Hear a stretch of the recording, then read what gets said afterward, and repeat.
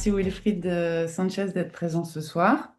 L'objectif, c'est de pouvoir apporter une information aux associations de secrets toxiques et au grand public sur l'impact des pesticides sur le milieu marin en général, et puis qu'on ait une information un peu spécifique sur les enjeux de ces molécules et de ces produits sur cet environnement. Ça marche. Eh ben, merci pour l'invitation et merci pour votre présence. Donc, je suis Wilfried Sanchez. Je travaille à l'Ifremer où je coordonne nos activités à l'interface entre l'océan Sain et l'océan Nourricier.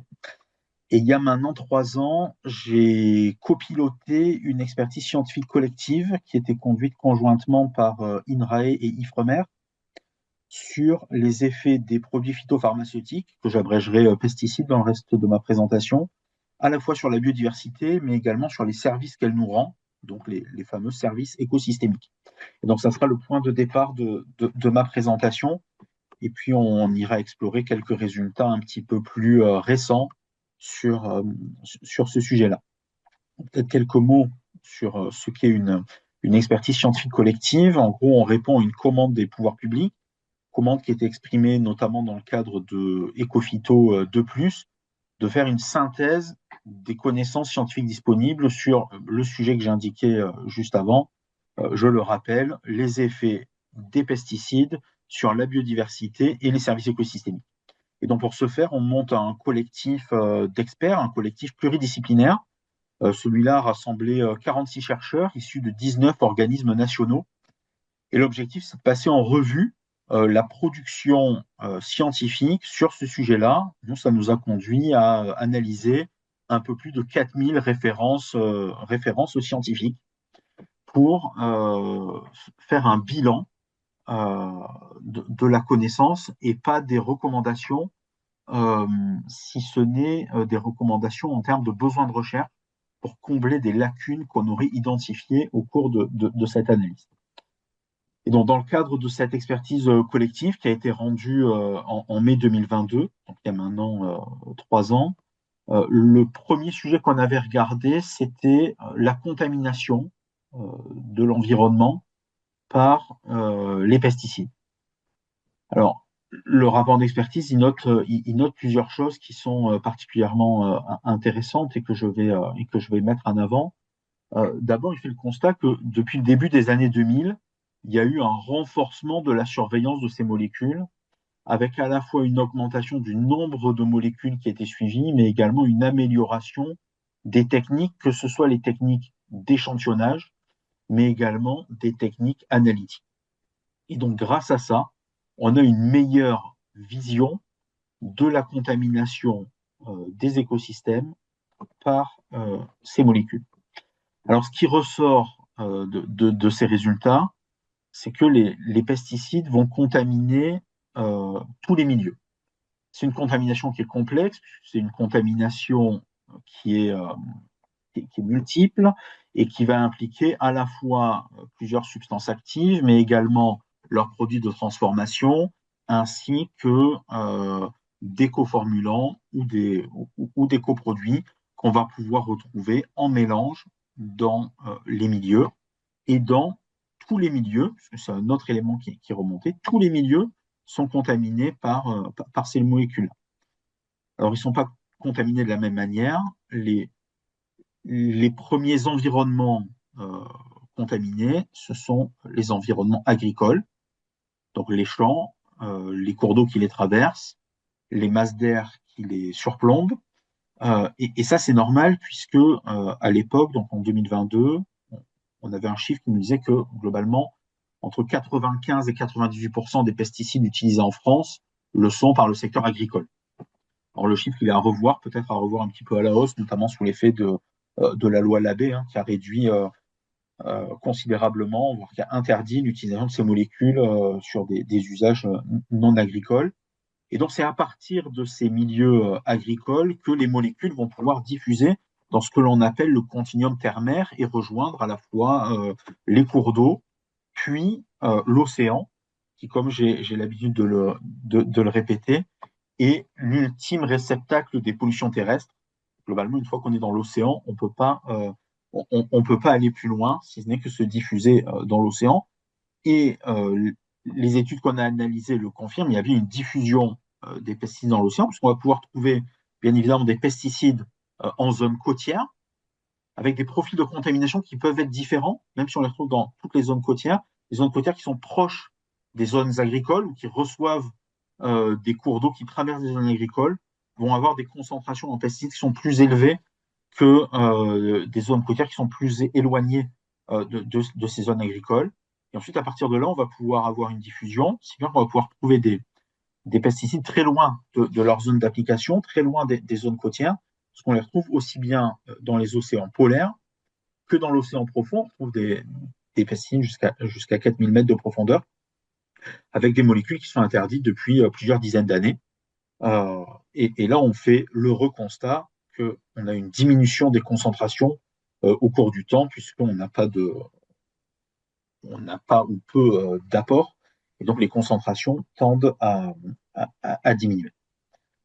Alors, plus récemment, vous l'avez peut-être vu passer dans la presse, l'IFREMER avec le CNRS, l'Université de Bordeaux et l'Office français de la biodiversité a sorti un rapport sur les contaminants émergents en milieu marin, rapport du programme qu'on appelle Emergency, qui faisait le bilan d'analyse réalisée sur la période 2021-2024, à la fois dans des échantillonneurs passifs, mais également dans des mollusques, où on mesurait 123 molécules chimiques, incluant 102 molécules organiques, donc le reste, c'est des métaux, avec pour objectif d'identifier les futures molécules qui pourraient être suivies dans le cadre de la surveillance réglementaire des eaux marines, et en particulier dans le cadre de la directive européenne cadre sur l'eau. Euh, et donc, c'est vraiment dans ce cadre-là que cette étude a été faite. Elle sort des résultats qui vont vraiment dans le sens de ce qui avait été mis en avant par l'expertise collective, à savoir une dominante des herbicides dans cette contamination, des herbicides qu'on va pouvoir retrouver dans les deux matrices, que ce soit les échantillonneurs passifs ou les mollusques. On retrouve 15 substances, enfin mélange de substances dans la matrice eau, 10 substances dans la matrice mollusque. Et parmi les herbicides, on va également pouvoir retrouver des molécules interdites, comme par exemple l'atrazine, comme par exemple le métolachlore. Voilà, donc c'est un élément important, récent, qui vient confirmer ce qui avait été mis en évidence par ce travail d'analyse de la littérature scientifique. Si on essaye de mettre ça en perspective avec d'autres travaux, alors c'est effectivement que ces molécules-là, notamment les molécules interdites, c'est des molécules qui ont une certaine persistance, hein, c'est une certaine persistance, c'est le cas de l'atrazine, c'est très bien documenté avec des produits de dégradation qui vont pouvoir rester très longtemps dans l'environnement. Et puis plus récemment, on a cette étude franco-italienne qui est venue mesurer des pesticides dans des nuages au-dessus du territoire national avec 446 molécules analysées, 32 pesticides retrouvés dans les nuages, avec là aussi des molécules interdites comme l'atrazine, comme la carbendazine. Euh, et ce qui est intéressant, c'est que l'étude nous dit bah, on n'est pas sur du local. Ce qu'on détecte, c'est du transport à longue distance et donc des molécules qui sont encore utilisées sur d'autres continents qui, par le transport atmosphérique à longue distance, vont se retrouver au-dessus du territoire national et peuvent donc revenir contaminer à la fois les sols, les eaux, enfin tout ce qu'on va pouvoir trouver en dessous des nuages. Donc un petit élément intéressant qui vient compléter ce qu'on avait montré en 2022, puisque cette étude-là n'existait pas encore. Et même s'il y avait une étude antérieure sur les nuages, elle était trop ancienne pour rentrer dans notre corpus d'analyse. Donc voilà rapidement brossé quelques éléments sur la contamination du milieu marin par ces molécules-là. Deuxième volet qui avait été traité dans le cadre de nos travaux, c'est la question des effets. Alors, des effets sur la biodiversité, des effets sur les services écosystémiques. Euh, le constat qui a été fait, c'est que sur l'océan, on a relativement peu de données sur les effets de cette contamination sur la biodiversité marine et les services qu'elle peut nous rendre. On est loin d'avoir le même niveau de connaissance que celui qui nous permet de dire que les pesticides sont impliqués dans le déclin des abeilles ou dans le déclin des oiseaux, que les pesticides jouent un rôle dans l'affaissement de la pollinisation ou celui de la lutte contre les ravageurs. Pour autant, ça ne veut pas dire qu'on n'a rien. On a un certain nombre de travaux qui viennent mettre en lumière quelques éléments d'alerte sur les effets de ces molécules-là sur le milieu marin. Euh, le premier que je voudrais mettre en avant, c'est une étude qui a été réalisée par des collègues de l'Ifremer à Brest et qui s'est intéressée aux assemblages planctoniques dans la rade de Brest. Le plancton, c'est un peu la base des chaînes trophiques en milieu marin. Et donc, nous se sont intéressés à savoir comment ces assemblages de plancton avaient évolué au cours du temps. Et pour ce faire, ils ont travaillé sur des archives sédimentaires. En gros, on fait des carottes et on va regarder dans le temps euh, comment les choses ont évolué en allant mesurer ce qu'on appelle l'ADN ancien, donc en gros l'ADN qui a été laissé dans l'environnement, euh, dans les couches sédimentaires par les organismes qui étaient là à l'époque. Et ce qui est intéressant, c'est que dans ces travaux-là, les collègues qui ont mené l'étude montrent qu'il y a un vrai shift dans les assemblages planctoniques avec à la fois la guerre et puis les développements économiques qui ont eu lieu après-guerre, et notamment le développement de l'agriculture et le développement de l'industrie, avec un plancton qui change d'aspect, avec l'arrivée d'espèces toxiques qui viennent, euh, qui viennent compléter ces panels de plancton et qui peuvent amener leur lot de risques, notamment sur la santé humaine, au travers de la consommation d'un certain nombre de produits de la mer. Voilà. Et donc, c'est une étude qui était assez intéressante parce qu'elle montrait vraiment le lien entre à la fois ce changement de pratique et notamment de pratiques agricoles avec l'utilisation plus importante de pesticides et puis à la fois des perturbations de la biodiversité, donc des assemblages planctoniques et derrière, en bout de chaîne, une augmentation des risques sanitaires. Euh, Autres travaux qui ont été réalisés par certains collègues, cette fois-ci sur un autre modèle, sur l'huître, puisqu'effectivement, les pesticides touchent l'ensemble des composantes biologiques des écosystèmes.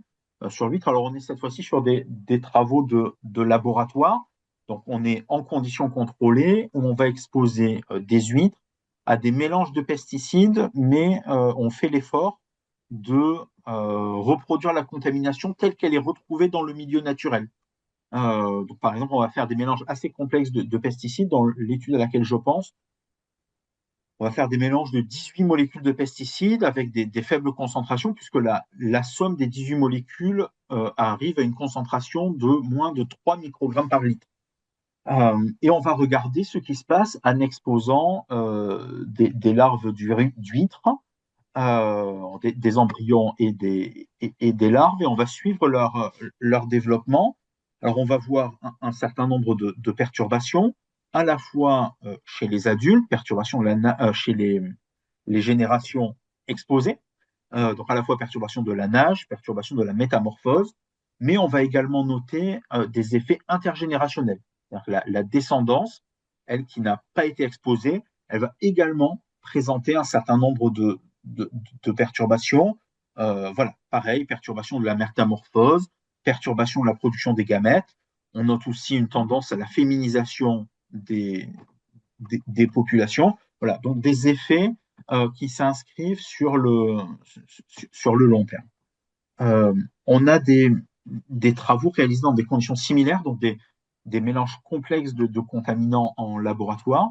On va cette fois-ci exposer des huîtres à la fois à ces mélanges de pesticides, mais également, pour certaines, à des pathogènes, notamment à des virus, notamment à l'herpès virus, le OSHV1, qui est spécifique de l'huître. Et là, pareil, des résultats assez intéressants, puisqu'on va montrer que les huîtres qui ont été exposées aux pesticides sont plus sensibles aux effets du virus que les huîtres qui n'ont pas été exposées aux pesticides. Donc une sensibilité accrue, une résistance moindre à la maladie, avec derrière en perspective des mortalités plus importantes.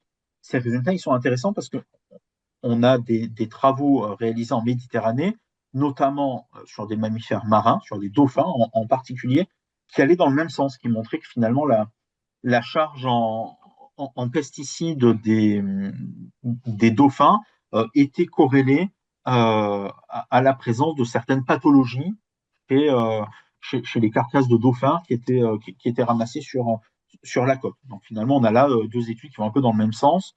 Les pesticides fragilisent le système immunitaire et donc les organismes, que ce soit des huîtres ou des mammifères marins, ont du mal à lutter contre ces infections virales. Euh, ces études-là, et c'est un élément qu'on avait mis en avant, enfin, que les collègues avaient mis en avant dans les travaux sur huîtres et pesticides, ils plaident pour retravailler, enfin en tout cas pour questionner la mise en œuvre de la réglementation, en particulier la mise en œuvre des tests d'écotoxicité, puisque effectivement les effets qu'on montre, et notamment les effets sur plusieurs générations, les effets de mélange de molécules, c'est des choses qui ne sont pas prises en compte par la réglementation, et j'y reviendrai juste après, parce que c'était aussi une composante importante de ce travail. Tout à l'heure, j'évoquais donc le périmètre de cette expertise collective. Il y a effectivement le sujet des effets sur la biodiversité, mais également le sujet des effets sur ce qu'on appelle les services écosystémiques, donc les services que la biodiversité rend aux sociétés humaines. Donc là, c'est pareil, en milieu marin, on a assez peu de données, hein. On n'a pas la robustesse qu'on peut avoir quand on dit que les pesticides sont impliqués dans la diminution de la pollinisation ou de la lutte contre les ravageurs. Mais on a également, comme pour la biodiversité, un certain nombre d'éléments qui nous montrent qu'il se passe des choses et ça mériterait d'être creusé. Je peux peut-être illustrer par deux exemples. D'abord, des travaux qui ont été réalisés en Australie sur la barrière de corail, euh, où les équipes de chercheurs qui ont travaillé sur ça montrent assez clairement que quand les concentrations en pesticides sur la barrière de corail dépassent les seuils environnementaux, on a une diminution de certains services écosystémiques, notamment des services culturels, comme la pêche récréative, comme le tourisme. Voilà, c'est lié, dégradation de la barrière de corail du fait de la présence de pesticides, ça entraîne un recul de ces services écosystémiques.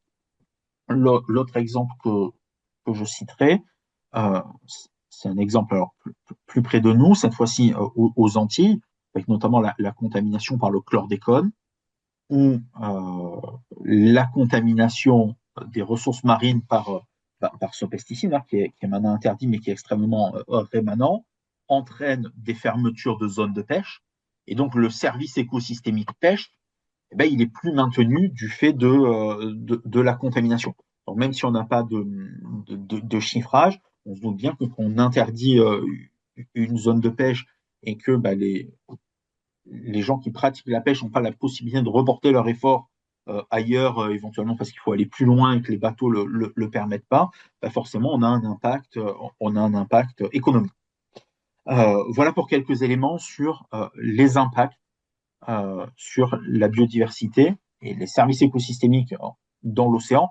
Comme je disais, voilà, on est moins robuste, on a moins de choses que ce qu'on a en milieu terrestre, essentiellement parce que l'océan, c'est compliqué pour deux raisons essentiellement. D'abord, c'est compliqué en termes d'accès. Voilà, aller dans l'océan, ça nécessite d'engager des campagnes avec des bateaux, avec des moyens qui sont relativement lourds. Et puis, c'est compliqué parce que l'océan, c'est toujours l'ultime réceptacle des contaminations. Et donc, on ne va pas avoir que des pesticides, on va avoir un mélange de, de contaminants. Et donc, déconvoluer la part de qui fait quoi, ça reste encore un challenge important pour les scientifiques. Euh, je reviens sur un dernier point. Donc, j'évoquais tout à l'heure le fait que les travaux qu'on mène en laboratoire plaident pour une, une modification des pratiques d'évaluation des pesticides, parce qu'effectivement, dans la réglementation, on va suivre les pesticides, on va évaluer les pesticides molécule à molécule sur un certain nombre de paramètres, mais les effets cocktails, les effets transgénérationnels, c'est des choses qui, pour le moment, passent sous les radars dans le cadre de ces procédures. Et c'était un point qui était vraiment mis en évidence par notre expertise collective dans ce volet sur la réglementation. Et donc, même si on a un objectif très ambitieux du règlement 1107-2009, on dit bah, il ne doit pas y avoir de molécule qui a des effets inadmissibles sur la santé et l'environnement. Bah, on se rend compte qu'on documente des effets, donc c'est il se passe bien quelque chose. Donc, on a besoin d'améliorer cette réglementation en prenant en compte les dernières connaissances scientifiques disponibles, donc à la fois prendre en compte ces effets cocktails, ces effets transgénérationnels, regarder également des espèces marines, des, oui, des espèces marines, des espèces qui représentent les écosystèmes marins dans l'évaluation. C'est extrêmement très peu mis en œuvre.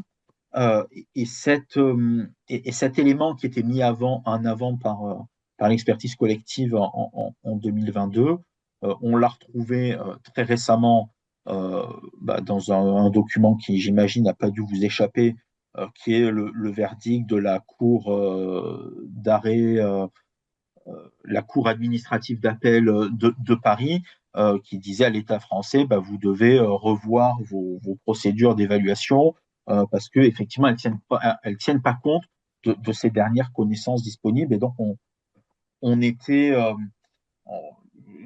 j'allais dire heureux, en tout cas, on trouvait intéressant qu'à un moment donné, une instance juridique s'appuie sur les conclusions de cette expertise collective pour justifier sa décision.